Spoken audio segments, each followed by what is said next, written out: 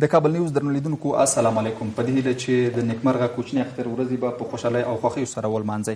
د افغانستان ولسي جرګه د دې جرګې د رئیس پر سر له کوم جوړجاړي پرته د اختر پر رخصتیو ده. تېرو ورځو کې د جرګې د ریاست پر سر د وکیلانو ترمنځ ناندرۍ ان په فزیکي شخړو هم اوښتي. د ولسي جرګې ځینې غړي وایي چې د جرګې ریاست پر سر د راپورته شوې ستونزې یوازینی عامل موقت رئیس دی او باید خپله فیصله بیرته واخلي. د ولسي جرګې غړي وایي چې د ریاست پر سر روانو شخړو د دې جرګې چارې له ځنډ سره مخ کړي دي او ژر تر ژره باید موقت رئیس وټاکل شي. بحث دا دی چې د دې جرګې د رئیس په سر اصلي ستونزه څه ده او بل خبره دا ده چې د دې مسلې حل لارې څه دي او که چیرې دا موضوع اوږدېږي آیا داسې کوم ارګان شته چې د ولسي جرګې په چارو کې مداخله وکړي او بالاخره دغه موضوع ته حل لاره ولټوي.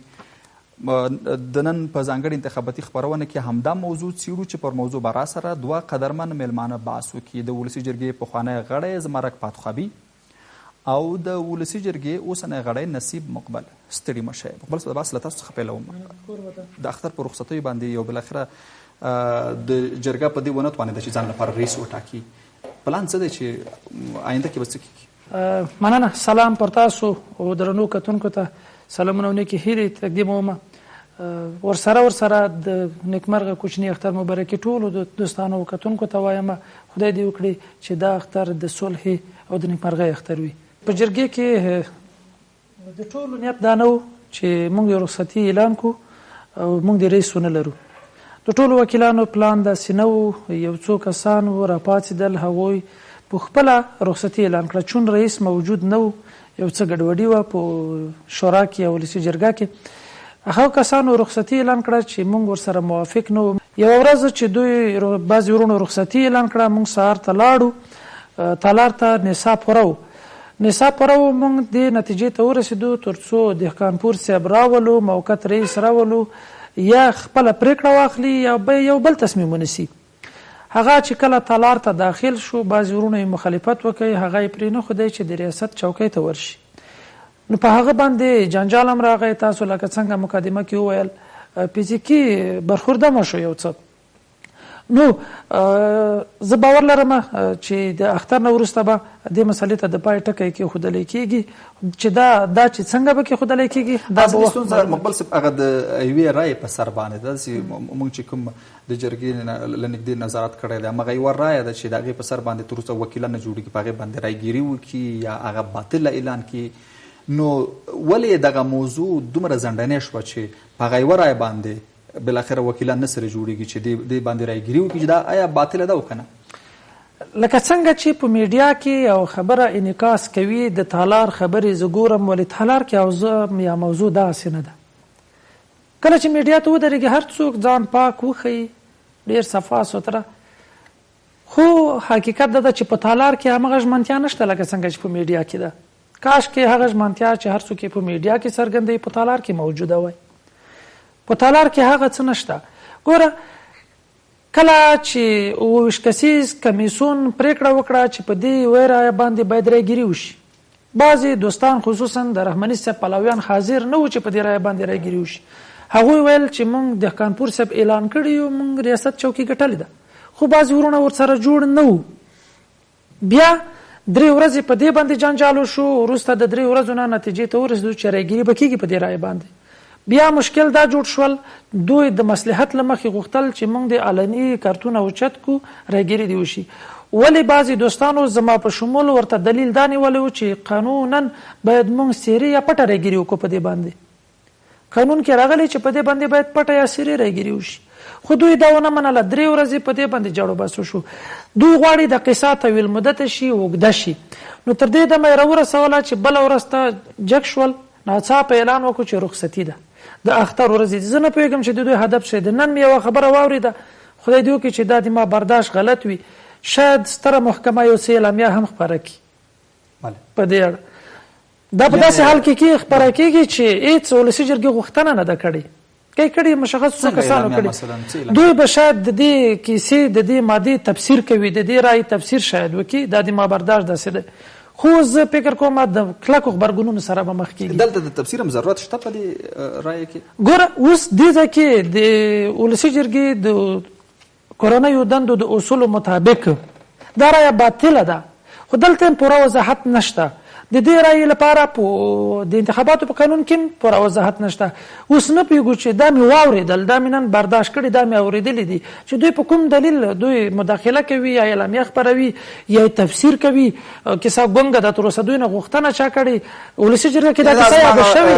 د مقدمې پوښتنه ده چې بله داسې مرجع شته چې دلته راشي مداخله وکړي، ځکه چې اونۍ واوښتې چې بالاخره د جرګې د رئیس په سر باندې نه په انتخاباتي برخه کې کوم جوړجاړی راځي او نه هم بله داسې مرجع راځي چې یا خپله جرګه یو رئیس نه لري چې دا جرګه د جرګې عمومي غونډې پخوای باید مدیریت کړی وای، هغه مدیریت کې.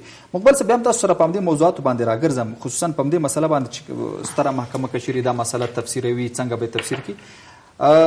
پاتخبي صاحب تاسو د جرګې څخه 8 کاله تجربه لرئ او خامخا دغسې موارد رامنځته شوي دي چې په یوه رایه باندې به اختلاف وي، چې دا رایه باطله ده او که دا رایه باطله نه ده. د جرګې اوسنۍ موضوع هم تاسو له نږدې څارلې ده، ستاسو برداشت څه دی له دې موضوع؟ بسم الله الرحمن الرحیم.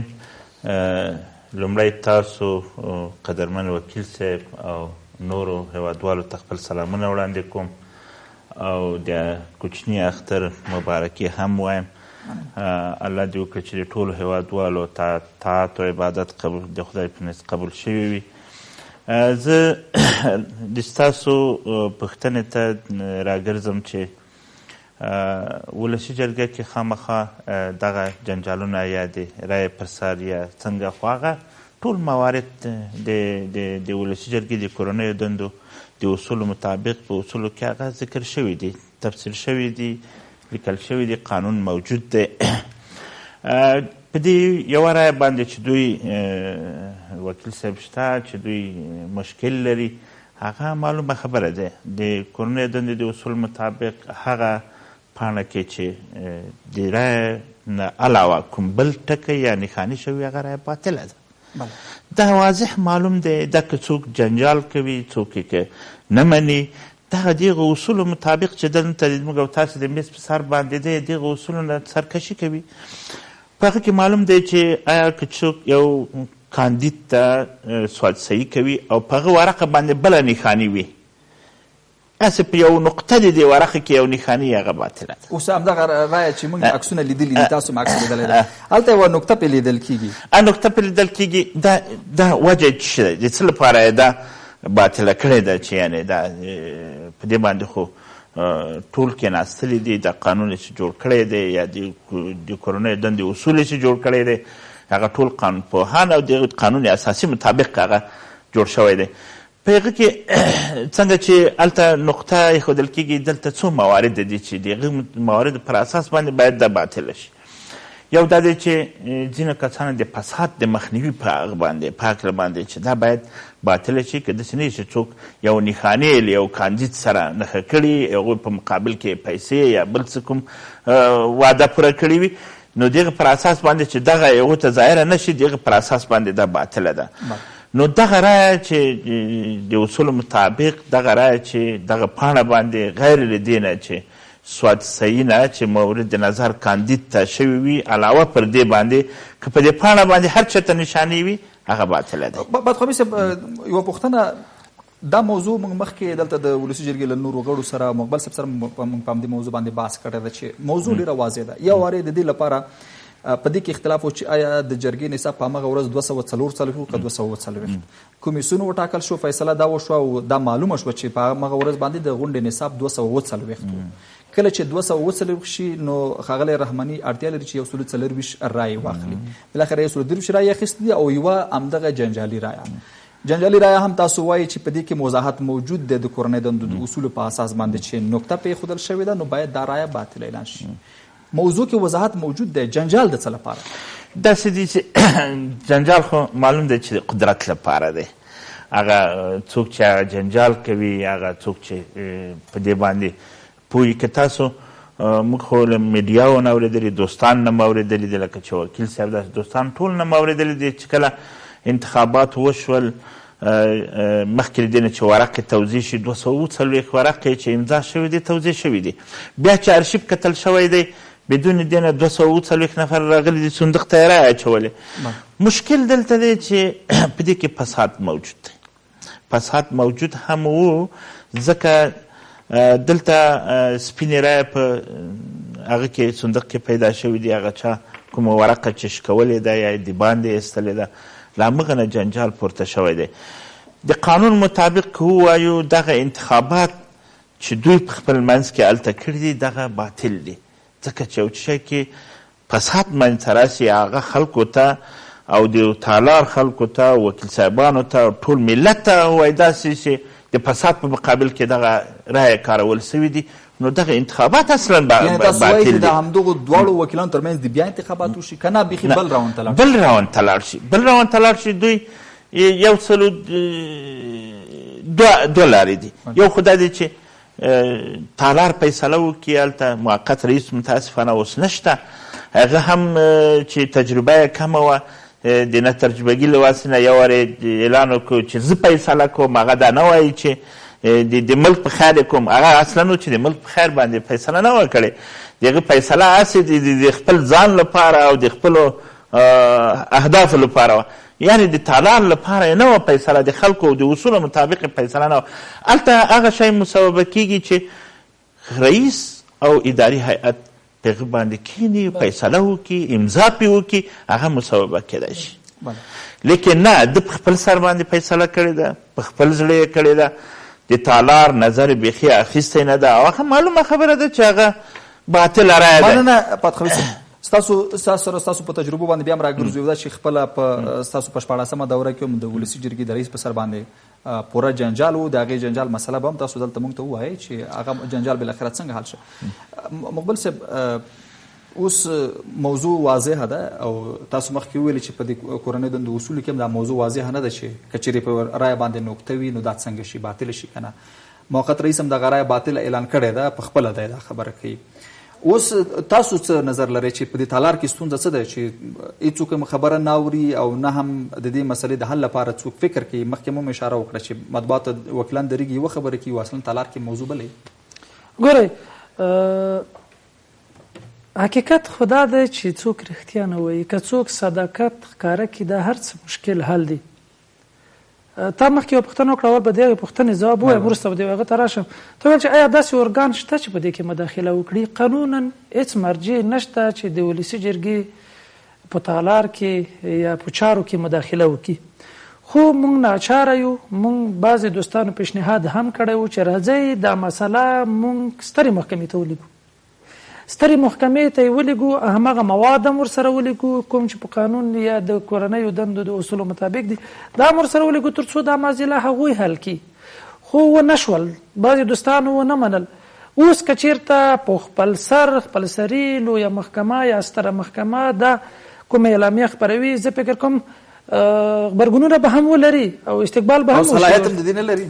نه لري، قانونا نه لري، ارګ نه لري، هیڅ ارګان نه لري، ځکه دا مستقل ده. په ډېر بخښنې سره پوښتنه دې مې وانخیسته. موضوع د اوس اصلي ستونزې دی چې په تالار کې تاسو اشاره کوله مخکې چې وکیلان مطبوعاتو ته یوه خبره کوي، ولې تالار ته چې کله راشي هغلته موضوع بیا بله وي. نو اصلي ستونزه باندې مونږ غږیږو. مخکې پاتخوي صاحب هم وویلی چې موضوع کې کوم داسې یو څه نشته چې هغه د تفسیر ته اړتیا ولري، نو بیا اصلي مشکل چېرته؟ جناب پاتخوي صاحب یوه خبره وکړه چې موضوع معلومه ده، قدرت ده. اصلا جنگ په قدرت باندې دی، مشکل په قدرت باندې دی، د چا شاته کشمکش په قدرت باندې دی. اوس فعلا اصولي موږ نشو ګرمولی، هغه د قدرت طلب نه کوي. هغه په دې پوهېږي چې ما 55 رای وړي، زه د صحنې نه وتلی یم، زه بل راونډ کې نشم کاندیدېدلی. اصلا د رحماني صاحب بعضې دوستان کسان هغه لابي کوي، کوشش کوي، مشکل جوړوي، جنجال جوړوي تر څو ولسي جرګه یوې پرېکړې ته ونه رسېږي، داسې پرېکړې ته چې د دوی په زیان وي. دوی کوشش کوي چې کیسه طولاني کړي، په تالار کې مشکل جوړ کړي، کشمکش جوړ کړي، نصاب مات کړي، د هرې لارې ممکنې لارې نه دوی کوشش کوي تر څو ځان هدف ته ورسوي. هدف یې د ریاست د کرسۍ نیول دي. نو دا معلومه موضوع ده. نو کله چې دغسې موضوع وي، اوس تاسو مخکې وویلې چې ستره محکمه د دې صلاحیت نه لري چې دلته مداخله وکړي، ارګ نشي کولی یا دغه ماده څوک نشي تفسیرولی. حل لاره به نو په تالار کې وکیلان څنګه ورته پیدا کوي؟ ځکه که د اختر نه وروسته هم تاسو راځئ، موقت رئیس نشته، د غونډو د اداره کولو لپاره څوک نشته چې غونډه اداره کړي یا دغه موضوع خلکو ته واضح کړي چې آیا په همدې رایه باندې رایګیري کوو یا هغه ځینې پیشنهادونه چې د ځینو نورو وکیلانو لخوا شوي دي په همغو باندې مخکې شي؟ حل لاره شته. حل لاره په یو ساعت په 2 ساعتو کې حل کېږي که څوک ورته سر کېږدي، غاړه ورته کېږدي. قانون کله چې مونږ قانون ته غاړه کېښو دا هر څه مشکل حل دی. 3 لارې دي. یا په دې صندوق کې یوه سپینه ورقه راووته چې د انتخاباتو ورقه نه وه، په دې باندې اصولي شکایت وکړي چې سپینې ورقې صندوق ته غورځول کېږي، اصلي ورقې د ځان سره ساتل کېږي د یو معاملې دپاره. کله چې موږ صندوقونه شمیرل یوه سپینه رایه راووته. 3 حل لارې لري. یا د انتخابات باطل شي، د سره د اصولي صاحب او رحماني صاحب صندوقان کېږدي، رایه دې ورته واچول شي. یو. دوهم، دواړه د صحنې نه وتلي دي، دوهم راوند ته دې پرېږدي چې هر څوک رایګیري کوي، چې څوک مخته کېږي هغو دپاره دې رایګیري وشي. 2. درېیمه حل لاره همدغه یوه رایه دې راواخیستل شي، په سکرین باندې دې پلی شي، دوستان دې پټه یا سري رایګیري پې وکړي. که یې چېرته د رایې ته اعتبار ورکوي نو طبعا اوس رحماني صاحب ګټونکی دی، موږ به برکي ورکو. که یې دې رایې ته اعتبار ورنه کوي، بې اعتباره یې وګڼله اکثریت د رایو په اکثریت، نو رحماني صاحب د خپل شکست ومني. نورو دوستانو ته دې پرېږدي چې هغه رامخته شي تر څو رئیس وټاکل شي، ولسي جرګه خپلو کارونو ته خلاص شي. خو دغه 3 حل لارې چې وایي دا په تالار کې مختلف وکیلانو هم ښاغلي اصولي څخه ما اورېدلی چې همدغه 3 رایې پیشنهاد همدغه 3 لارې پیشنهاد کړي دي. خو چې کله د جرګې لپاره یو څوک وینه، یو څوک د دې مدیریت لپاره نه وي چې په همدغو 3 لارو باندې رایګیري وکړي، ځکه په جرګه کې خو دننه همیشه مسله د رایګیري ده، نو څنګه به حل لاره پیدا کېږي؟ هغه ورځې موږ په دې باندې جاروبحث وکړی، موږ وویل چې باید موږ یو موقت رئیس ولرو.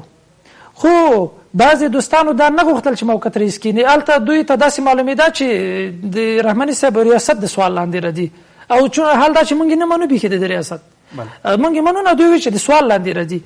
بیا موږ ورته وویل چې خیر چې تاسو موقت رئیس نه منئ، د دې موضوع دپاره به یو مشر سپین ږیری چې تېرو دورو کې پاتې شوی وي، هوښیار وي، په قانون پوهېږي، د چارو په سمبالښت پوهېږي، هغه به د یو اجرایي مدیر په شکل ورته وټاکو. خیر د رئیس په چوکۍ دې ما کیني، د اجرایي مدیر په شکل به ورته وټاکو، یو څه صلاحیت به ورکړو تر څو دا غونډه سره تنظیم کړي چې کومې پرېکړې ته ورسېږو، رایګیري وکړو، یو څه ته ورسېږو. نو دا مې یوه حل لاره کېدلی شي. که رئیس موږ هم نه لرو، یو مدیر په شکل یو څوک ورته ټاکلی شو تر څو دا تنظیم شي. یو واحد نظر نشته د تاسو چې همدا چې یو نه واحد نظر تر اوسه پورې پیس په یوې موضوع نشته. که چېرته واحد نظر موجود دی دا مشکل به دومره کشاله کېدل. مننه. راکړ زم بیا تاسو ته مقبل صاحب، پاتقوي صاحب، دا څومره غټ مسله ده؟ جرګه اوس یو رئیس نه لري چې جرګه مدیریت کړي، د روزمره غونډې مدیریت کړي. تاسو ویل چې اونۍ واوښتې یو څوک د مدیریت لپاره نشته، حتی د وکیلانو ترمنځ فزیکي شخړې هم رامنځته شوې. دغه موضوع څومره جنجالي ګورئ؟ نو زما په نظر باندې واقعا دا خو یو ډېره جنجالي موضوع ده. واقعیت که څوک قانون ته احترام وکړي، او ځکه دا یو مرجع ده چې یو قانون جوړونکې مرجع ده، او دوی باید تر ټولو نه مخکې قانون ته احترام وکړي. زما په نظر باندې دغه وکیل صاحب 3 لارې پیشنهاد کړی دی چې دوستان نور هم همیش په میډیاو کې چې موږ ګورو دغه 3 لارې پیشنهاد کوي. یو په رایه باندې رایګیري د زما د نظر او د قانون مطابق په رایه باندې چې باطل یې په هغه څه رایګیري کوي؟ هیڅ قانون هیڅ دلیل نه مني. یو رایه چې باطل وي په هغه باندې څنګه رایګیري کوي؟ د دې په خاطر باندې په باطل رایه باندې رایګیري کول دا غیر اصولي او غیر دا خلاف د قانون دی. بل دا چې دون دا ورته ځي انتخاباتو ته، یعنی د دې په خاطر چې دا مشکل حل سي، یعنی مشکل اوږد نشي، مشکل حل نشي، کیدای شي وایي چې دا انتخابات د دوی لغوه، بیا د دوی صندوقونه کېدي، بیا د انتخابات وکړي. زما په نظر باندې دغه ټول موارد چې هلته د ولسي جرګې کې کېږي، دا له اکثره وخت موارد چې پخوا هم همداسې متاسفانه همداسې ټول له درغلیو ډک، له درغلیو په دې باندې ډک، له فساده ډک. زما په نظر په همغه ورځ د انتخابات کړي، د 3 نفره نه 2 نفره راووتل، 2 نفره منځ کې انتخابات وکړه چې خلاص شي. ولې ځنډوي بلې ورځې ته؟ ولې ځنډوي څلورمې ورځې ته؟ دا اوس دوی رئیس نه لري، دا اوس رئیس نه لري، اوس چې رئیس نه لري، دا د دې په خاطر باندې که 10 کسه، که 15 کسه، که 20 کسه، که 40 کسه یو خواته یي، اقلا 250 کسه په ولسي جرګه کې دي. د 200 کسه نور د خدای لپاره د ملک لپاره د راسي تصمیم دی ونیسي، نه دي کوي سمتي جبني. اکثره که موږ 100 ووایو همغلته اوس یو موضوع بل رقم ته تللی دی، ځکه که یو څوک د دې په خاطر موږ په دې شاوخوا اخر کې د باندې موږ د ولسي جرګې نه لیدلي چې حتی ګاردان په قید دي سره. دا تنها د اصولي موضوع نه دی، د اصولي دلته د اصولي داسې نه دي چې هغه ټول د اصولي طرفداران دي، هغه ټول د هغه طرفداران دي. دلته د قانون که وکیل صاحب دی، که دا زه یم هلته، که دا بل څوک هلته چې قانون تر پښو لاندې شي خپله د هغه مخالف کېږي. د باندې مداخله ځینې حلقې دي چې همدغې ته لمن وهي، ځینې حلقې دي چې سمتي و جبني هغه ته لمن وهي او دغسې موضوع چې رامنځته کړی دی. دا موضوع چیرې اوږدېږي د دیموکراسۍ اصل په رایو باندې د یو چا راتګ دی. تاسو په 14مه دوره کې هم عین موضوع وه ستاسو په وخت کې رئیس د رایو په اساس باندې رانغی بلکې د یو سیاسي جوړجاړي په اساس. هلته موضوع یو رقم بله وه. هلته څنګه موضوع وه چې په هغه وخت کې 50 جمعیه چې چا نه وای پوره کړی، که 50 ځلې هم انتخابات سوی وای هغه نه و صحیح. 10 واره انتخابات سو، 15 واره انتخابات سو، 50 جمعیه هیچا پوره نه کړه. اوس لیکن هغه بیا تغییر شوله، ولسي جرګې بیا هغه تغییر کړله چې تر 3 پړاو پورې که چا 50 جمعیه پوره نه کړه، د دې 3 پړاو هغه 2 پیشتاز نمایندان به د 4م ځل لپاره انتخابات کوي. ساده اکثریت چې چا یې وړه هغه رئیس دی، هغه معاون دی، هغه منشي دی، هغه سره توفیر لري. هغلته چې په همدغه مسله باندې څوک پیدا نه شول، 50 جمعیه پیدا نه کړي، ګروپونه شول، 2 ګروپه شول، یو د بل پر ضد سپینې رایه کارولې، همدغه و چې ونه شو. اوس هم همداسې دی، یعنې سپینې رایه کاروي خلک تر څو وروسته نمایندان ډېر دي، هغوی کوشش کوي چې دغه هغه ونسي، موږ ته زمینه د دې برابره شي چې کاندید سو تر څو 4م پړاو ته لاړه شي. نو زما په نظر باندې اوس که دوی د حل لاره دا ده چې موږ د اساسي قانون د تطبیق د څار کمیسیون لرو. تاسو ته راګرځم بیا په همدا موضوع به تاسو نور هم راته واضح کړئ. بل څه بحث په دې حل لاره باندې را جمعبندي کړو.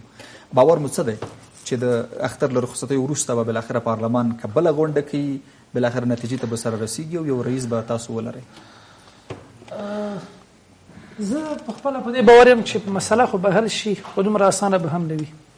زه چې د تالار اوضاع ګورم، په تالار کې د بعضې دوستانو نظریات ګورم، ضد و نقص خبرې اورم، اسانه به نه وي. نو بیا هغه مسله نه کېږي چې یو څوک به راځي، هغه ستره محکمه به راځي دلته به مداخله کوي؟ بالکل، که څوک مداخله کوي او که یې نه کوي، چون هغوی ته قانون حق نه ورکوي، موږ به په خپله د کوم ارګان نه شاید غوښتنه وکړو. سترې محکمې نه شاید چې د ولسي جرګې اکثریت غړي غوښتنه وکړي تر څو دې معاملې یا دې معضلې ته د حل ټکی کېږدي. د اختر نه وروسته به د دې معاملې حل لاره ځکه سخته وي. اوس حل کېده، که چا حل کولی قانون ته غاړه ایښې وای، دا د 2 ساعتو خبره وه، دا حل کېده. د دې دپاره چې نوره پکې لاسوهنه وشي، لابي وشي، ګډوډي رامنځته شي، دا یې نور هم وځنډوله. هره موضوع چې څومره ځنډېږي دومره بیروني لاسونه ګورئ، لکه د حکومت په کچه یا نور چې غواړي دا موضوع قصدن اوږده کړي، یو څوک دی غواړي دغه د رئیس دی په انتخاباتي پروسه کې نه بلکې د سیاسي جوړجاړي په نتیجه کې راشي. دولت حکومت ممکن په بعضې مواردو کې داخل وي، غوښتنه وکړي، خو د هغوی غوښتنه دا نه ده چې دا دې وځنډېږي. هغوی زه چې څومره فکر کوم دا فکر کوي چې ملک په بحراني حالت کې دی، دلته د صلح خبرې روانې دي، مهمه ده چې موږ په صلح کې د پارلمان غړي ولرو. هغوی وایي چې مشکل حل شي.